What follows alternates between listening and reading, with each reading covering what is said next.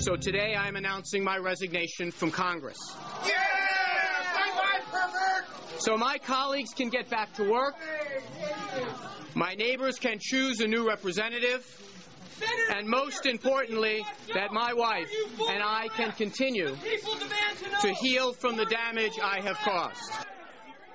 That's Representative Anthony Weiner resigning his House seat in a brief news conference punctuated by hecklers and catcalls. His tenure in the House of Representatives may be over, but he still may face legal troubles ahead. Joining us for a look at that is Michael Barnes, an attorney and political policy advisor at the DCBA law and policy firm here in town. Thanks for coming in. Good to see you. Thank you. It's a pleasure to be here. It's over to some extent, and he's now got a lot of personal work to do with his family. But this could potentially go on. He may have some legal trouble, right?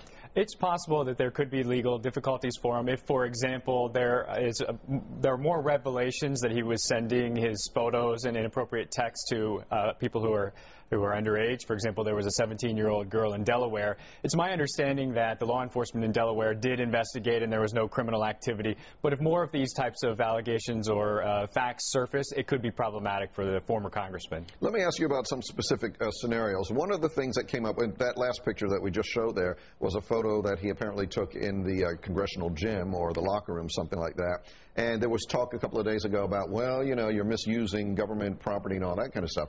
Could he face a charge for that, for being in the gym and shooting a picture while he's in that gym? Likely not now, and especially now that he's resigned. The House Ethics Committee is not going to move forward with any sort of investigation. It would have been problematic if he had stayed in office and the investigation had continued and they had found that he had used government resources for this sort of inappropriate activity. Now that he's resigned, most of that is going to disappear. There will, of course, continue to be embarrassment in the news media, and as additional photos and revelations appear, it's going to continue. But I think all in all, he's no longer a public figure in the same way, and so he's going to be able just to focus on himself and try to recover. For the most part, the photos that we've seen, him in various states of undress, and one allegedly, which is rather explicit, are those photos illegal?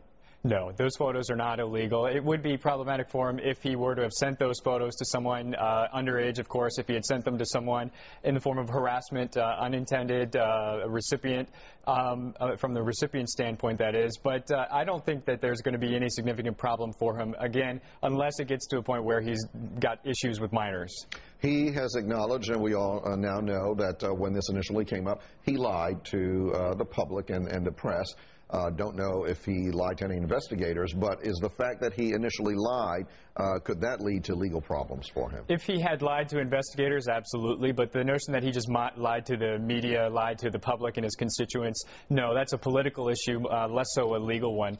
If an investigation had moved forward with the House Ethics Committee, then he would have been required to testify under oath and the truth would have come out.